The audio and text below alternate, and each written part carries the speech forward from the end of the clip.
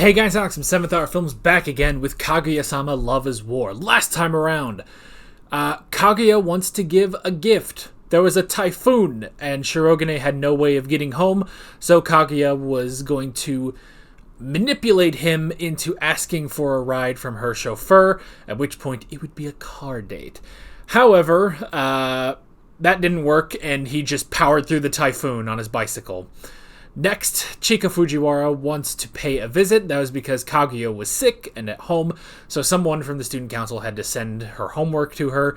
So they played a game. Fujiwara was cheating because she really wanted to go see cute, sick Kaguya, but Shirogane ended up winning. That led us to About Kaguya Shinomiya Part 1, where basically Shirogane was...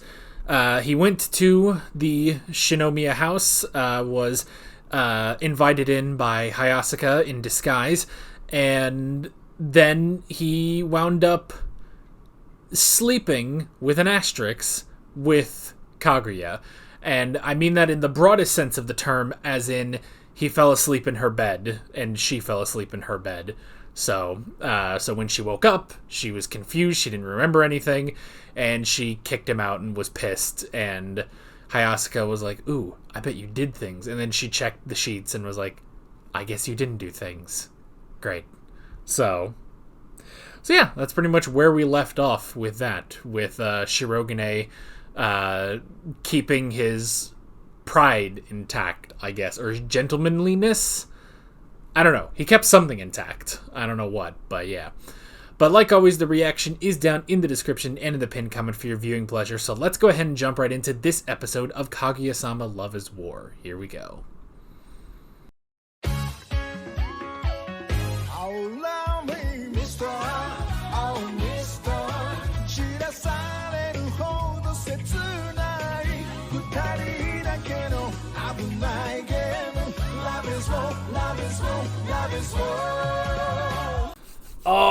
Let's go! Festival for the season finale, let's go! Oh yeah, baby! This is great. I'm so glad... as ridiculous as he is, which I guess they're all ridiculous, but I'm so glad that they are... they do somewhat care about Ishigami, you know? And I like that moment where he's, you know, I'm gonna go home forever. And they both stop and they're like, it's okay. She was in the wrong. It's like, you were right about that, you know? It's so nice. His views of women aside, I suppose. Alrighty. 2 more episodes this season and we've got something to look forward to now. This is like the end of a Mob Psycho season where suddenly there's like plot. Which I say that very loosely. It's like there are continuing things from episode to episode. So we got over the whole thing, so why was it called About Kaguya Shinomiya Part 1 when there is no Part 2? I mean, the story continues, but it doesn't... Is there another segment later that is called Part 2? I don't know.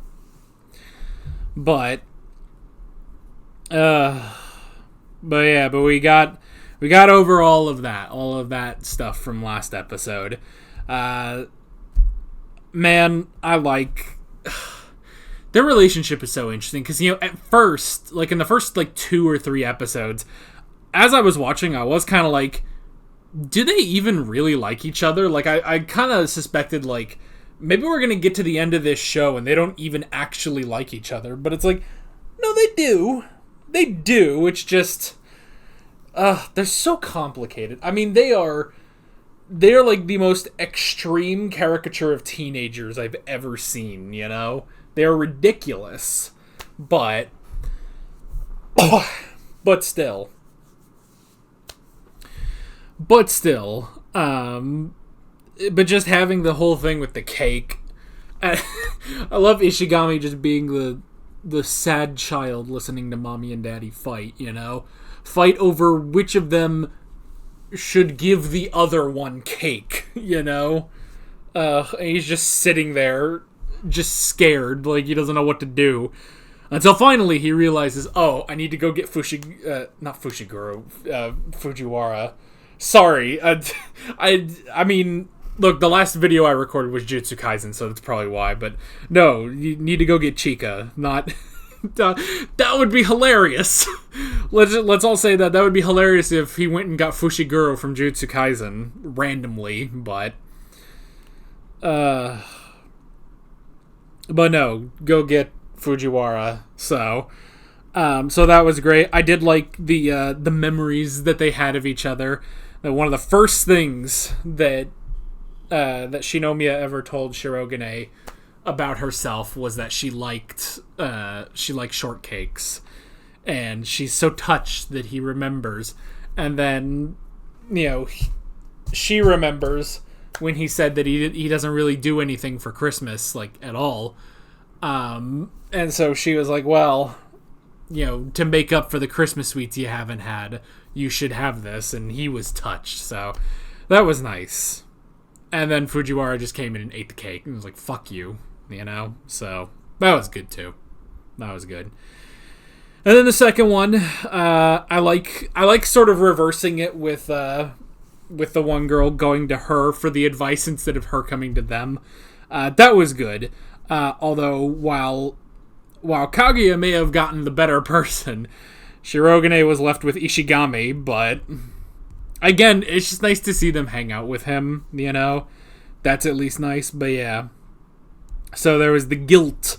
The residual guilt, even if nothing happened, there is guilt, for Kaguya. The problem was he didn't try to do anything, which is an interesting take. It's like, well, he didn't try anything, which makes me feel unattractive, and it's like, okay, that's an interesting takeaway from this.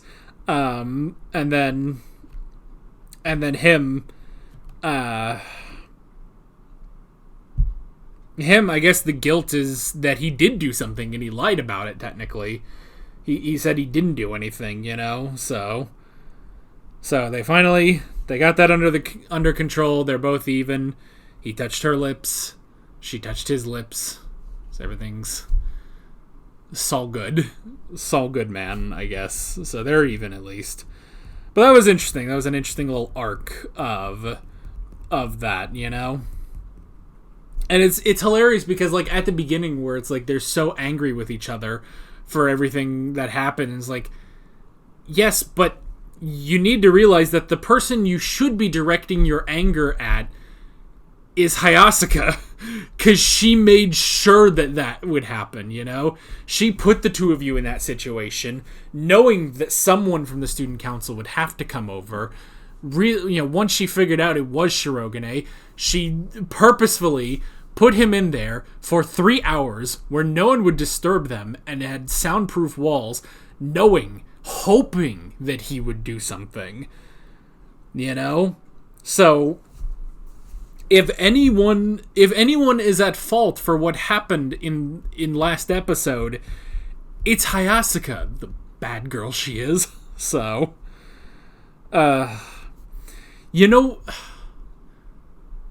I just thought, I feel like it's, even though, there's the constant theme of the embodiment of chaos that Fujiwara is, but if anything, she's almost like the angel on your shoulder, and Hayasaka is the devil on your shoulder, But at the same time, they kind of switch roles every so often, When it comes to anything but romance, they kind of swap, where Fujiwara becomes more of the devil, the chaotic devil, and Hayasaka becomes, the get shit done angel, I don't know. The analogy has fallen apart, but yeah, that's kind of where I see it. At the very least, Hayasaka is definitely, when it comes to romance, she is definitely the devil on Kaguya's shoulders, So, so yeah. And then, yeah, summer Summer vacation is finally here, and now we are going to do stuff. Fujiwara doing too much, because not only in 1 month is she going to Hawaii, she's also going to Spain. I turned into the... You guys know the YouTube channel Lost in the Pond? I love that guy's accent. So I just turned into that for a second. It's like, and not only is Fujiwara taking a week in Hawaii, she's also going to Spain. Anywho. So she's doing a lot. She's doing a lot. Going literally to the other side of the planet. That's pretty much where Spain is, you know? Like, Hawaii is one thing, like, because that's at least close by. It's only halfway across the ocean, you know, in Japan. I know that, like, in Persona 5, that's like a vacation spot for, yeah, like, in the plot. I didn't get there. I just know that that's a thing that happens in Persona 5. I didn't get there. I quit Persona 5 because I could not get into it. And I was like halfway through Futaba's Palace, and I was like, I am so bored. Like, this game is going nowhere, so I gave up. So, apologies to all Persona 5 fans. If you like it, that's great. I'm, like, you know, more power to you, but it just was not for me. I could not keep playing it. So, anywho, back to this. And then, of course, we had the typical mind battle of, you know, how do you implant the idea to do the summer trips without, you know, getting called cute by Kaguya. So they figured it out. Ishigami did it, which was interesting.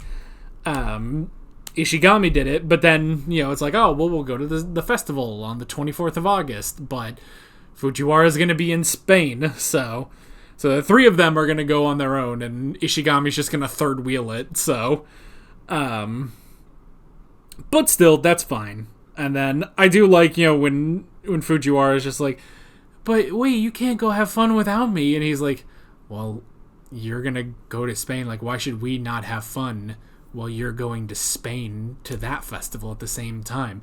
That's not exactly fair.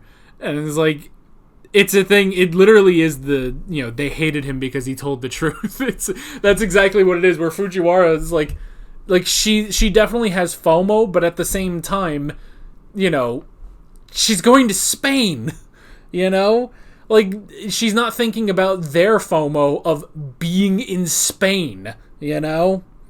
So yeah, you know, she made him feel like such crap, but I like that both Shirogane and Kaguya, you know, they literally have his back, and they're like, it's okay. You're okay. She was in the wrong. Like, that was nice. Like, and because we pretty much had this, you know, a couple episodes back with Kaguya, you know, helping him study and everything, and it's like, they do actually care about him, you know. The four of them are, you know, the weirdest people on God's green earth. So it's good for them to stick together, you know. So yeah. But we got the festival coming up, the Great Summer Festival. Man, that's gotta be nice, man. There's a bunch of games and takoyaki and fireworks and stuff. Hang out with your bros of both gen. You know what? Kaguya is definitely a bro. Let's just put that out there. Kaguya, if Fujiwara was coming too, she would be a bro too. You know, I want to put it out there because, you know, I see a lot of people online that doubt the veracity of this statement. But bro is a gender neutral term. You know, I know on the surface, bro being short for brother, which is in turn a male oriented word, but I want to know. I want you all to know, bro is a very gender neutral. Bro is for everyone. A bro is a bro, you know? I don't know where to go with this discussion anymore, so that's pretty much it. With all of that being said, I'm Alex from 7th Hour Films, and I will see you guys next time. Take care. Alright guys, thanks for watching this video. There's a bunch of links on screen if you want to go click around any of those. There's a playlist with all of my Kaguya-Sama reactions, as well as another video you can go click on if you want. There's also a subscribe button and a Patreon button on screen, as well as other links in the description if you want to go check out any of those. See you guys later.